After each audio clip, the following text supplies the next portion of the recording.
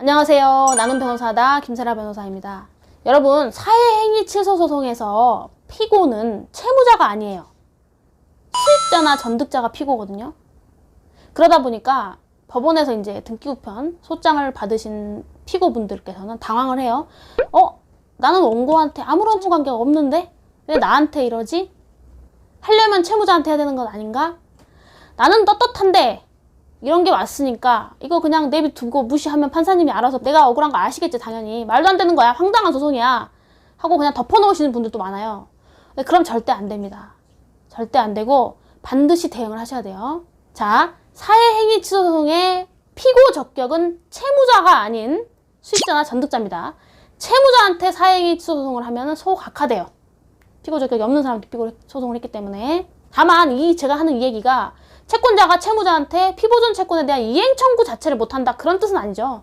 네, 그래서 통상의 사회행위 취소 소송에서는 채무자도 피고로 들어가는데 다만 채권자가 채무자한테는 이행 청구를 하는 거죠. 피보존 권리에 대한 이행 청구를 하고 그 다음에 피고 2, 피고 3에는 수익자, 전득자를 넣어서 그 사람들을 상대로는 수익자, 전득자를 상대로는 사회행위 취소 청구를 하는 거예요. 그래서 그렇게 병합된 형태로 소송이 진행되는 게 대부분이긴 합니다. 드물지만 채무자한테 아예 이행 청구 자체를 안 하고 사회행위 취소 청구만 수익자, 전득자를 상대로 들어오는 경우도 있어요. 그건 이제 채권자의 선택입니다.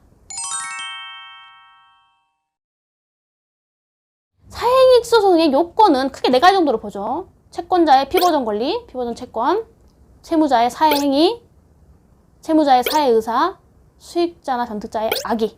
자, 여기서 악이라는 거는 수익자나 전득자가 그러한 사회행위로 취득한 물건을 수익하거나 전득하는 데 있어서 채권자를 해한다는 걸 아는 거예요.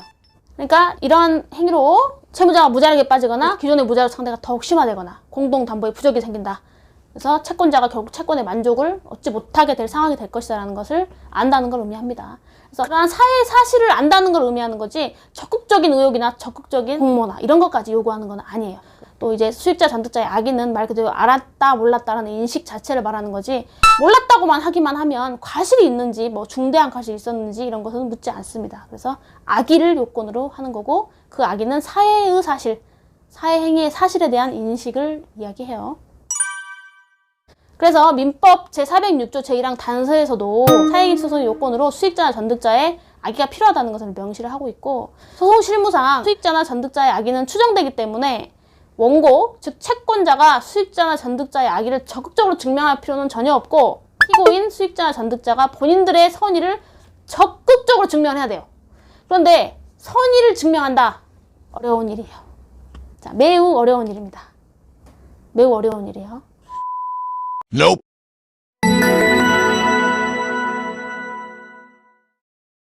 자, 우리 대법원 판례가 사회행위 소송 피고인, 수익자나 전득자의 선의, 악의를 구별하는 기준으로 절시한 게 한 4가지 정도 됩니다. 이게 아주 중요한 건데 여러분들이 자기가 이제 사회행위 소송 피고가 됐다 그러면 내가 지금 이 4가지 기준 중에 어떤 거를 어떤 만큼 충족하는지 또 증거는 어떤 게 있는지 이걸 기준으로 놓고 봐야지 뭐 쓸데없는 얘기를 한다거나 오히려 또 불리한 얘기를 막 내세우는 경우도 되게 많아요. 그거 다 쓸데없고 지금 한 얘기를 잘 들으시기 바랍니다. 첫 번째, 채무자와 수익자의 인적관계. 아주 중요합니다. 그래서 가족이나 친척이나 친구, 직계열 쪽, 반계열 쪽 다 의미합니다. 그다음에 뭐 아주 오래 알고 지낸 친구라든가 그런 경우면 사실상 악의 추정이 번복되기가 쉽지 않아요. 그래서 인적 관계가 제일 중요해요. 그 다음에 당해 처분 행위의 내용과 그 경위. 채무자와 수익자 사이에 이루어진 처분 행위의 내용과 경위. 그 다음에 그 처분 행위 거래 조건이 정상적인지 비정상적이거나 이상하다고 볼만한 의심할 만한 정황이 없는지 그 거래 조건이 정상적이라는 것을 증명할 만한 객관적인 자료가 있는지 네, 마지막으로 그 처분 행위 이후의 정황이 어떠했는지 이 정도입니다. 그래서 이 4가지 기준은 정말 별표 100개만큼 너무너무 중요해요. 그래서 사회행위 취소 소송의 소장을 받은 피고, 즉 수익자나 전득자는 내가 과연 이 4가지에서 어떻게 얼마나 자료를 가지고 있느냐. 소송은 말로는 어렵고 자료가 있어야 돼요. 100만, 1000만 말로는 아무리 해봤자 증거가 없으면 패소하는 거거든요. 그래서 이 네 가지에 대해서 본인한테 유리한, 그러니까 내가 선의였다는 것을 유리할 만한 증거가 얼마나 있는지를 따져봐야 되고, 일반인이 이걸 다 명확하게 판단하기 어렵기 때문에 그 부분에 대해서 한번 자문을 받아보시기를 추천을 드리겠어요.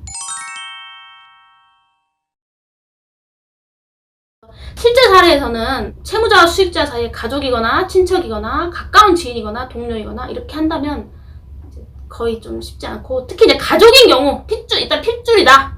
핏줄, 직계, 반계, 직계열족, 반계열족, 여기서는 사실 거의 게임이 끝난다고 보셔야 되는데 100%는 아니겠죠. 가족이어도 다른 사정이 입증되면은 가능할 수 있겠지만 현실적으로 쉽지 않고, 근데 가족이 아니에요. 예를 들면 전혀 모르는 사람입니다. 제가 최근에 이제 진행하는 사례도 이런 건데, 아파트를 한 채 샀어요. 우리 제 의뢰인이. 근데 매도인하고 매수인은 전혀 모르는 사람, 핏줄은 커녕이와 그 전에 본 적도 없고 만난 적도 없습니다. 그래서 이 매수인 측에서 아파트를 살려고 예전부터 한 1년 전부터 염두를 하고 있어요. 내가 좀 괜찮은 매물이 나오면은 매입을 해야겠다라고 생각을 하다가 결국 이제 작년 한 10월, 11월 그경에 괜찮은 생각했던 그 조건의 아파트가 나와가지고 공인중개사를 통해서, 여러분 그 보통 아파트 같은 거 매입할 때 보통은 네이버 검색해서 공인중개사를 통해서 연락을 해서 집을 봅니다. 집을 보고 계약서를 쓰죠. 계약서를 쓰고 계약금 지급하고 중도금, 잔금도 이렇게 처리를 하는데, 계약서를 쓰기 전까지는 아예 매도인하고는 연락조차 안 했어요. 왜냐면 연락처를 몰랐거든요. 모든 연락을 다 공인중개사를 통해서, 매도인도 공인중개사를 통해서 매수인한테 전달하고 매수인도 공인중개사를 통해서 매도인한테 전달했습니다. 통신기록을 띄우라고 했습니다. 제가 통신기록을 띄웠는데 전혀 연락한 기록 자체가 수신발신이 아예 나오지 않습니다.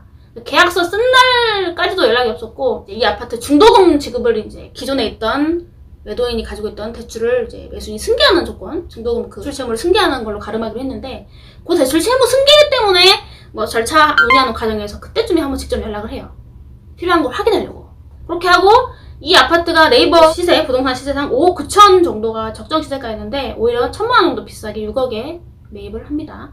이 아파트를 매입할 때 이 아파트의 등기부등본을 발급해 보니까 6억짜리 아파트에 한 3억 정도 되는 은행 담보대출, 처음에 아파트를 샀을 때 설정했던 담보대출만 있었어요. 다른 것, 가압류, 가등기, 가처분, 국세압류 그런 것들 아무것도 없었습니다. 그리고 이 사람은 계약금 지불하고 중도금을 기존의 은행 담보대출 채무를 승계하는 조건으로 지급에 가름했고, 나머지 잔금을 남겨놓고 있는 상태에서 사행위 취소소송 소장을 받은 거예요. 자, 여러분 보세요. 아까 제가 말씀드렸죠. 수입자의 선의이야기를 나누는 기준이 뭐냐? 그 조건에 한번 맞춰볼게요. 자, 채무자와 수입자 사이의 인적 상황 어때요? 인적 관계 어때요? 전혀 모르는 사람이에요. 전혀 모르는 사람이에요. 여러분 전혀 모르는 사람한테 집 사면서 그 사람의 채권 채무 관계와 뭐 다른 사람한테 빚이 있는지, 그 사람이 무자력인지, 내가 이걸 매입해버리면 이 사람이 가진 게 없어져서 채권자들을 해야게 되는지 그걸 알 수 있습니까? 없죠. 어떻게 알아요? 네. 그렇게 봐야 되겠죠. 인적관계. 그래서 인적관계가 그렇게 중요한 겁니다. 그 다음에 처분행위 내용, 매매죠. 아파트 매매죠. 그 경위 어땠어요? 그 아파트를 사기 위해서, 내 집 마련을 위해서 한 1년 반 전부터 계속 알아봤던 거예요. 그래서 그 알아봤던 내용에 대한 자료들이 다 있어요. 여러분, 어떤 사회행위 수입자가 그렇게 합니까? 이게 바로 처분행위의 경위라는 거예요. 누가 봐도 정상적인 거래잖아요. 그 다음에 또 그 거래의 조건이 얼마나 정상적이냐, 그 정상적인 거래 조건임을 증명할 수 있는 객관적 자료가 있느냐. 이 사건의 경우는 이제 공인중개사도 다 이제 사실 확인 해줬습니다. 처음부터 자기가 모든 걸 다 같이 했기 때문에 매도인, 매수인 직접적인 연락한 적도 없고 연락처조차 내가 준 적이 없다. 이런 뭐 진술 내용과, 그 다음에 그 매매대금이 뭐 5억 9천 정도가 실거래가 됐는데 오히려 1,000만 원 정도 더 비싸게 해서 거래가 됐고, 거래 조건 이런 것들이 전혀 이상하지 않죠. 그리고 처분행위 이유의 정황 그렇게 이제 하고 정상적으로 들어가서 살았고, 잔금 지급 전에 서행위 소송을 받아버리니까 이 매수인이 잔금 지급하기가 불안하잖아요. 그래서 막 오히려 매도인이 막 내용증을 보냅니다. 왜 잔금 안 주느냐, 너가 잔금을 제대로 안 줘서 내가 손해를 입었으니까 손해배상이야, 이런, 심지어 이런 내용증명까지 오고, 매수인도 이게 뭔 일이냐, 나는 알지도 못하게 이런 게 날라오게 하느냐, 책임져라, 너 때문에 좀 손해가 크다, 이런 식으로 이게 돼요. 물론 이제 결과적으로 잔금을 이제 지급하긴 했습니다만, 이런 게 이제 처분행위 이후의 정황으로 볼 수 있겠죠. 이런 거는 전형적으로 이제 사행위 취소 소송에서 수익자, 전득자의 선의 입증이 가능한 사례. 여러분 이해를 돕기 위해서 실제 사례를 살짝 각색을 해서 한번 정리해봤습니다. 그래서 이제 사행위 취소 소송에 피고가 되면 대부분의 분들 그냥 소송을 포기하고, 어차피 이거 뭐 안 되는 것 같은데, 나는 어차피 안 되는 것 같은데 변호사 비용 드리는 건 더 부담이 된다, 이러는데, 그렇게 단순하게 결정하지 마시고 한 번 정도는 좀 도움을 받아서 혹시라도 이거를 해결할 수 있는 좋은 길이 있는지에 대해서는 자문을 한번 받아보시는 게 좋을 수도 있어요. 네. 사회행위 취소 소송의 피고, 사회행위 취소 소송의 피고인 수익자 전득자의 방어 전략에 대해서 한번 소개를 해봤습니다. 여러분에게 많은 도움이 됐으면 좋겠네요. 이 내용은 제 블로그에도 많이 소개가 있습니다. 궁금하신 분들은 한번 참고해보세요. 오늘도 시청해주셔서 감사합니다. 구독과 좋아요 꼭 눌러주세요.